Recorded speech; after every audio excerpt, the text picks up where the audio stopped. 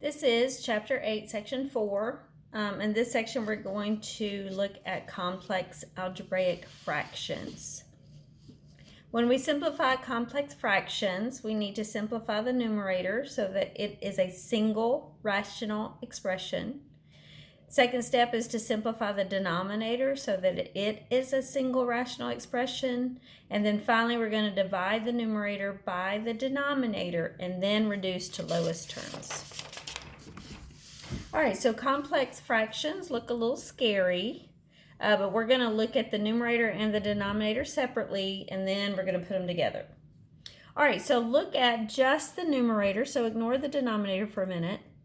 If we are adding two numbers, they must have the same denominator. So to get a common denominator, we can multiply x times y.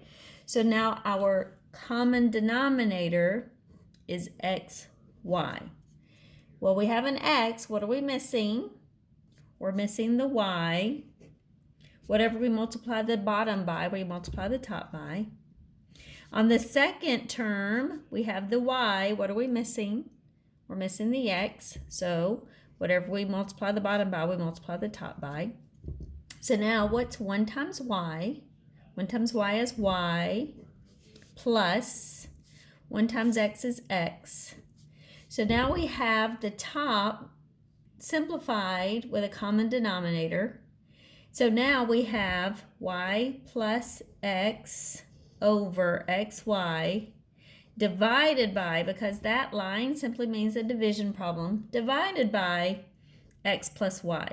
Well, if we wrote x plus y as a fraction, we could put x plus y over 1. And now to divide fractions, we're going to, and I'm going to change this order of these, put them in alphabetical order. X plus y is the same thing as y plus x.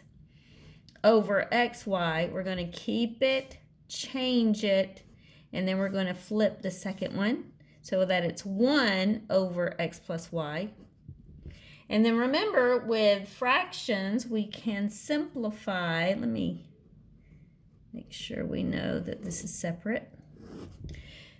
So with fractions, we can simplify up and down or diagonally. So do you see that these match exactly? So we can mark those out. So those become 1. And then when we multiply straight across, 1 times 1 is 1 over xy. And that is our first answer. Okay? So now we're going to look at letter B. Let's give ourselves some space for letter B. We'll use all this space over here. All right, so ignore the denominator for a minute. All we're looking at is the numerator. So we can't add these because they don't have like terms. Excuse me, they don't have common denominators.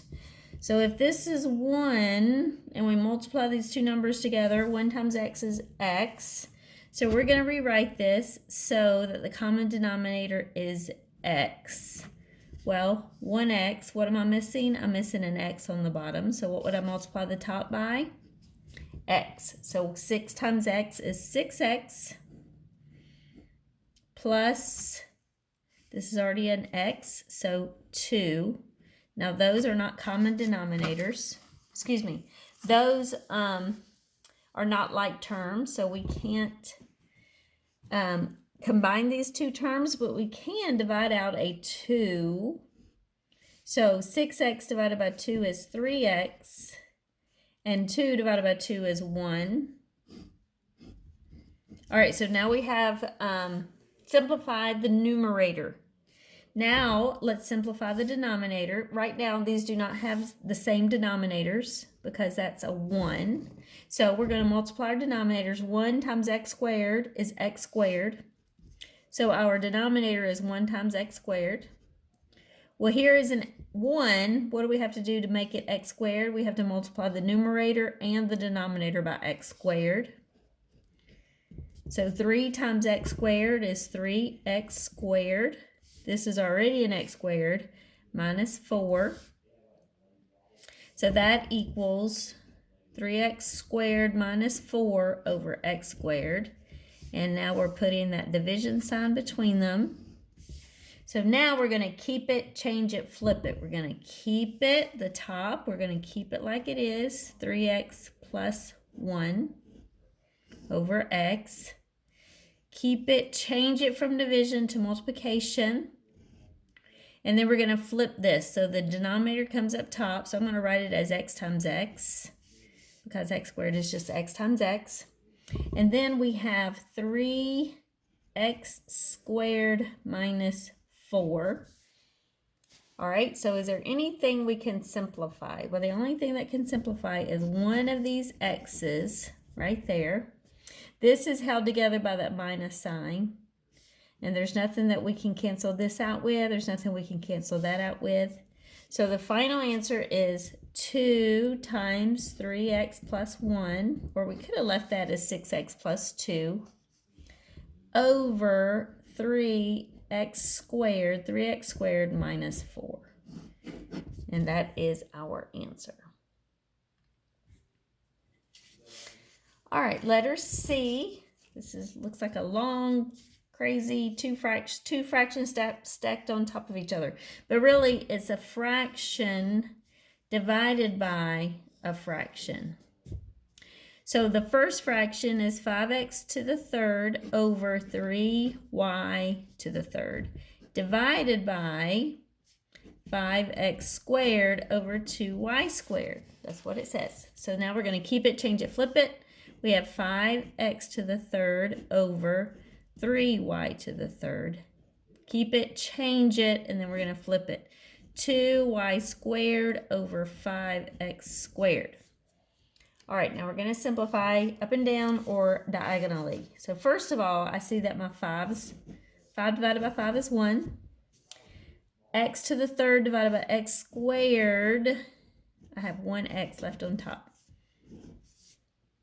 2 and 3 can't simplify, but here's 2 y's and here's 3 y's. So we'd have 2 pairs of y's to cancel, and we'd have 1 more y on the bottom. So on the top,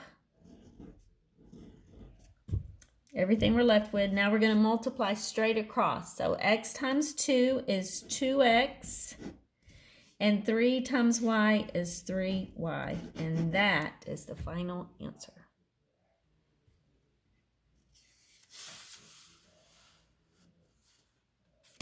All right, it says we're going to simplify these problems. So we have a fraction divided by this addition problem. Well, we have to work on our denominator for a second because they don't have common denominators right now. So we want them to have common denominators. So if this is over 1, we're going to multiply 1 times x is x. So we have to multiply the bottom times x and the top by x. So our numerator stays the same.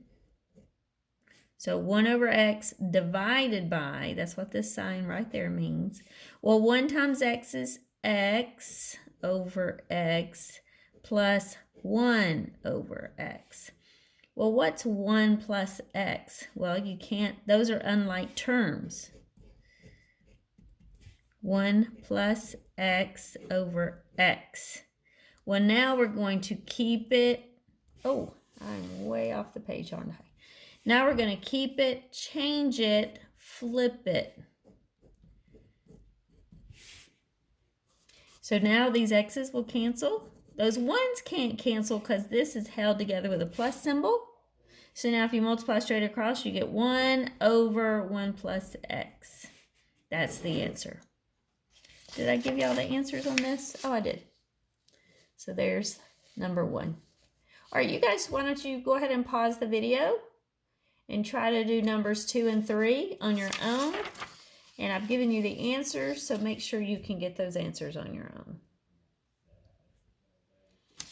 All right, so number 2, we know the answer is negative 1/3. And number 3, we know the answer is 5x times x plus 2 over 4x minus 6. All right, so let's look at those. So number 1, we have to have common denominators. Well, this denominator is 1, so we're going to multiply our denominators. 1 times x minus 3 is x minus 3. So we're going to multiply the bottom and the top by x minus 3. So 1 times x minus 3 is x minus 3 over x minus 3 plus, this is already x minus 3, plus 3. Now, negative 3 plus 3 is 0. So basically, we're still in the numerator. So let me draw, I don't want to get these confused. So these are like terms. Negative 3 plus 3 is 0. So on the denominator, we have x over x minus 3. That's the numerator only. Now let's look at the denominator. The denominator, the common denominator would be 1 times x minus 3. That means I have to multiply the top and the bottom by x minus 3. Well, x times x, where am I going to put this? X times x is x squared minus x squared over x minus 3. Well, x minus, oh shoot, I forgot that x times negative 3. So x squared minus x squared is 0, but then I have negative 3x. Okay, so those are gone. So my denominator is negative 3x over x minus 3. So I'm going to write, so here's my numerator, divided by negative 3x over x minus 3. Now I'm going to keep it, change it, flip it. Now I can cancel those. And then there's no plus or minus sign here. So that x can be simplified with that x. So all I have left is on the top 1 times 1, which is 1 over negative 3. That's all I have left. Double check my answers. Yep, that's exactly right. Okay, now we're moving on to number 3.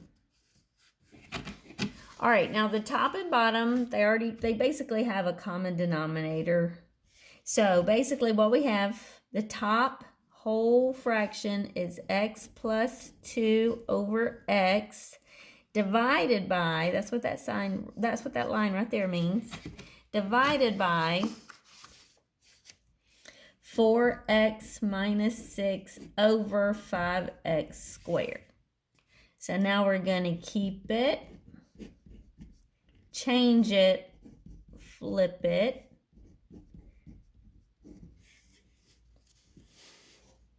All right, these are all held together by minus sign. This is held together by plus sign. All we could do is cancel out a 2, but then that would leave us as 2x minus 3. That won't cancel. 2x minus 3 won't cancel. So the only single thing that will cancel is this one x and one of these x's. So basically, on the top, we have 5x times x plus 2. And on the bottom, all we have left is 4x minus 6. And that should be the final answer. Let's check our answer. Yep, that's exactly right.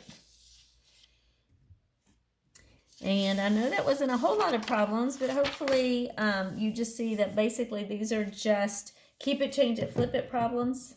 And that is the end of 8.4.